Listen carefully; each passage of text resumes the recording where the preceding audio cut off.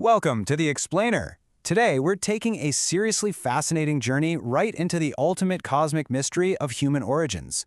You know, for centuries, there's been this massive wall between modern evolutionary biology and historical creation paradigms. We've always been told you basically have to pick one or the other, right? But what if there's actually no conflict at all? What if we've literally just been looking at the data upside down? Get ready, because we're about to completely reframe how we view our entire history, and honestly, it's gonna blow your mind. Okay, let's just dive right into it. Where does human morality and consciousness actually come from? Science is amazing at tracking how bones change shape over millions of years.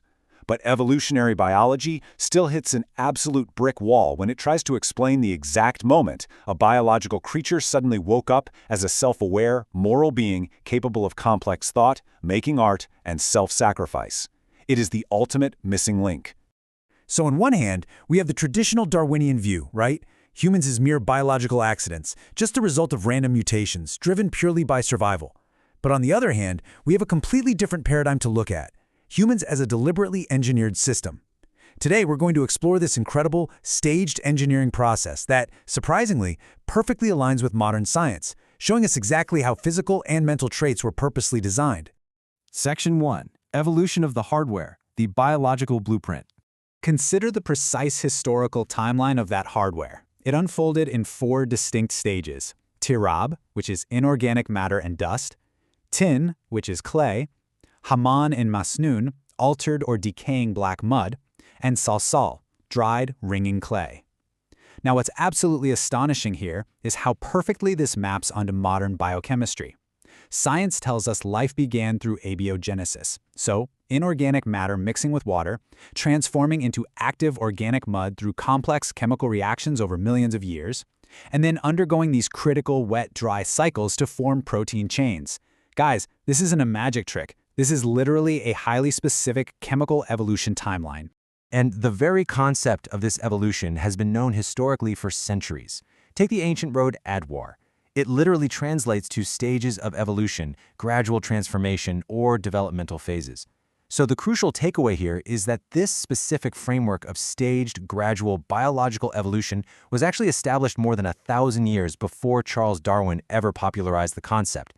The blueprint for our biological hardware, it was always there. Section 2. The Angel's Great Mystery, a cosmic plot hole. So there's this really fascinating historical dialogue we need to consider. When the creation of a new, conscious human representative on Earth was announced, the observing angels asked a very specific, pointed question. Will you place upon it one who causes corruption therein and sheds blood? Actually, wait, stop and really think about that for a second. How did they know? How could these observers know about bloodshed, violence, and corruption if humans didn't even exist yet?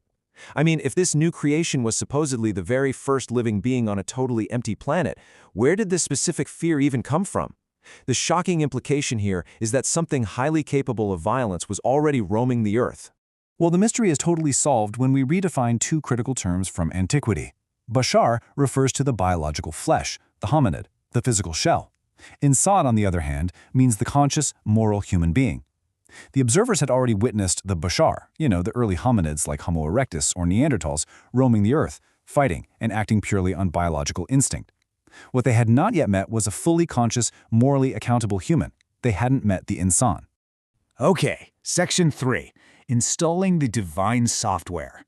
The creation of the modern human was a distinct 2-part process. Step 1 was balancing and perfecting the physical form. This was the millions of years of evolutionary hardware development we just talked about, getting the bones right, freeing up the hands to use tools. But a perfectly balanced biological machine is, at the end of the day, still just a machine. Then comes step 2, breathing in the consciousness, the soul, the divine spark. The hardware absolutely had to be perfected before this entirely new operating system could be downloaded. And the timeline for this is just incredible. Modern anthropologists agree that roughly 70,000 years ago, humanity experienced the cognitive revolution. Suddenly, bam, out of nowhere, there's an explosion of complex language, intricate art, deep culture, and religious thought. Biological evolution is famously painfully slow, but this change, it was instant. Biology alone just cannot explain this massive, sudden leap. And this 2-part installation elegantly explains why. See, instinct dictates the survival of the fittest. pure, ruthless self-interest. If we were only products of biological evolution, we'd never sacrifice ourselves for a stranger, right? Or care for the weak, or be moved to tears by a beautiful piece of art. Intellect, morality, and self-sacrifice completely defy that survival of the fittest logic. It proves for sure that brand new software was installed. Section 4. The Successor's True Legacy.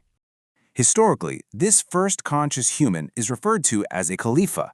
Now, a lot of people translate this simply as a representative, but linguistically, a Khalifa is a successor, someone who comes after a pre-existing system to take over leadership. Think about it. You literally cannot be a successor to an empty room.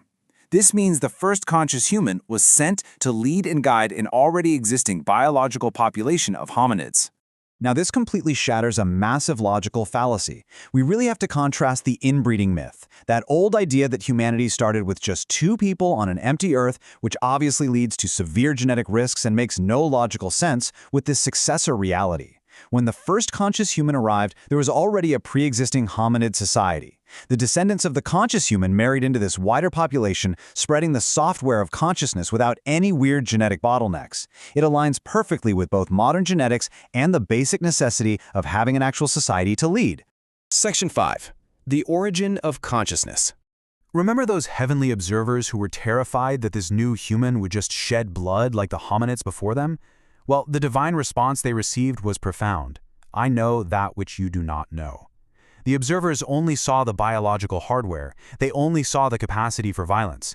They just couldn't foresee the hidden, limitless potential of the newly upgraded software, our capacity for immense love, justice, and spiritual connection. Because biologically speaking, our hardware is, what, a 98% match to a chimpanzee. But that tiny 2% difference, that's not just a few physical traits. That 2% represents the entire cognitive gap. It's the difference between swinging in a forest and launching satellites into orbit. Our true distinction isn't found in our biological hardware. It's entirely housed in that tiny slice representing our immense, divine cognitive software. Which leaves us with this final, striking question to consider today. If you are literally just a biological machine built purely for survival, why do you seek meaning, justice, and eternity beyond the physical world? A machine doesn't long for immortality. It doesn't weep at injustice. That yearning is the ultimate proof of your software. You are not a cosmic accident. You're a cosmic masterpiece. I want you to really think about that the next time you look in the mirror. Thanks for joining me on this explainer, and as always, keep questioning the world around you.